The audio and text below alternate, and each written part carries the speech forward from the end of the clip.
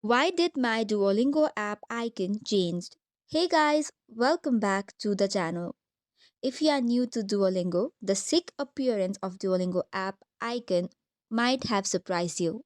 The sick appearance or the melting icon on Duolingo app is a playful design choice by the Duolingo team, primarily for marketing and engagement purposes.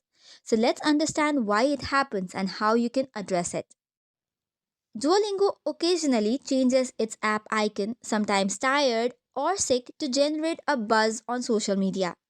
This is to encourage discussions and driving traffic to the app.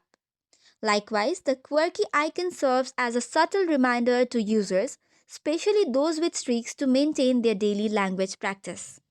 So, how can you fix or change the icon? For this, if you have a streak which is consecutive days of learning, you can change the icon. For this, tap on the streak section which is on the top navigation bar. Tapping on it, you will land to this page. From there, tap on Personal and scroll down. You will get access to Streak Society for having streaks. After this, you can tap on New App icon and change it to select a new icon which is original or streak specific option. Likewise, another option to not let this happen would be disabling the auto updates. In order to do so, head over to Google Play Store or App Store. After that, search for the Duolingo app and then once you are on it, tap on the three dots which is upper corner and disable auto updates to prevent future icon changes. This way also you can let this not happen.